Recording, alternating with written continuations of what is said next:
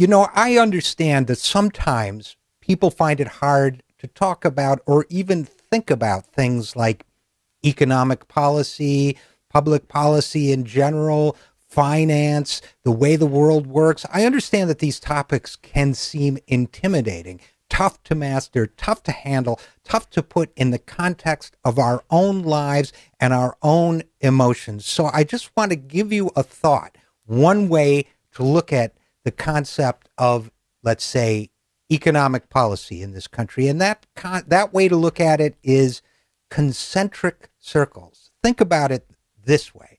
At the broadest circle, the outside circle is the world we live in, the planet we inhabit, the 6 billion people upon it, the living creatures and living things that are bought and sold. That is the world of global trade. That is the world of global finance, and in these days of globalization, it is also the world of war and peace, which is devastating so many lives right now. The next concentric circle for those of us who live in this country is, of course, the United States of America. We have a macro economy, as the economists call it, that is the economic forces at work in our nation. Now, a lot of our public policy has to do with the American economy, how many people are working, how many people are not working, rates of inflation, all of those things. Now, at the most personal level, of course, we have states and cities and so on, but the innermost circle of that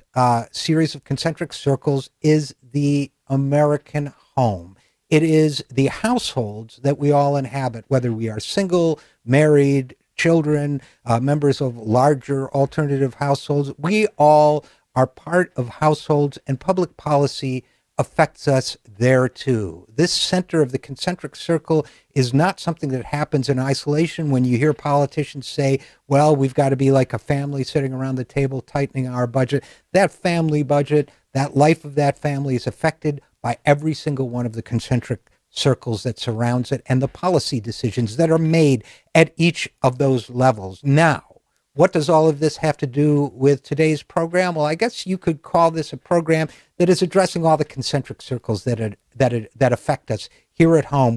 We will be talking about areas and issues of war and peace and why our escalation in Iraq could hurt us, not only militarily, but potentially economically as well. We will be talking about the SEC, about the regulators that affect our lives. At the broadest level, we will be talking about international trade and what we can do to stop bad, harmful, job-killing trade deals. And at the level of the individual home, we will be using a surprising example, a household you might not expect us to be discussing, in order to talk about the ways in which government policy and government permissiveness, for example, towards bad behavior on the part of corporations and banks, affect us on the individual level, even though we may be blamed for what happens to us on the individual level. As I say, we'll be using a very